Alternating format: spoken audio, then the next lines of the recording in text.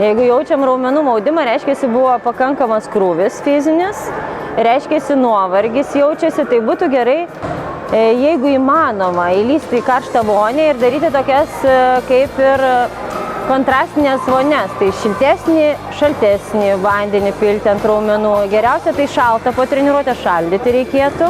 Patį raumenį, kurį jaučia maudimą, daugiau po treniruotės reikėtų prasitempti. Ir jeigu yra galimybė vidury savaitės nueiti pirtį, labai gerai. Baseinas, pirtis atpalaiduoja, atstato raumenyną.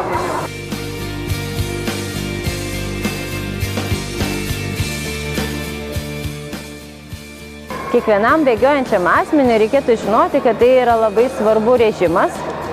Tai treniruotės, tai reiškia, aš ateinu pirmadienį, ketvirtadienį, šeštadienį, tą pačią valandą, tai labai gerai.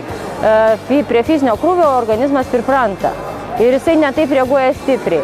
Dar turėtų žinoti, kad pastoviai bėgiojantis žmogus, sportuojantis, turi neprarasti skysčių. Pastoviai turi naudoti skysčius, taip elementarų vandenį. Treniruotės metu, po treniruotės, prieš treniruotę truputėlį išgerti.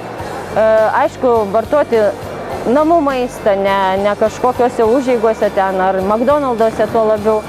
Atsisakyti reikia čipsų, Coca-Colas, tai va, daugiau natūralesnį maistą naudoti.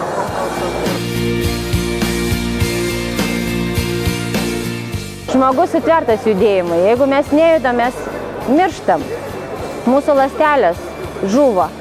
Su judesiu mes gaunam deguonį į kiekvieną ląstelį, mes įkvėpiam, iškvėpiam, daug giliau kvėpuojam, atsistato nervinė sistema. Jūs ateinat, pavyzdžiui, šitokį projektą po darbo, tai reiškia, jūs nebegalvojate apie tai, ką jūs darėt, viską pamirštat, ištrinat iš savo galvos, iš savo smegenų, atsipalaiduojat, klausot manęs, mes darom, išeinam.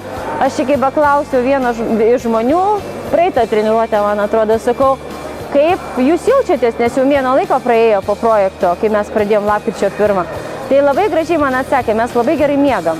Tai reiškia, šitas projektas duoda ne tik tai fizinę naudą, bet ir atsipalaidavimą, psichologinę naudą. Žmonės atsijungia nuo visų problemų, nuo visų stresų ir namie parėję po šitokio fizinio lengvo krūvio, jie gali atsipalaidavę užmigti ir ramiai miegoti. Miego kokybė pagerėja, labai daug. Prieš ligas čia, aišku, judesys tai yra gyvenimas.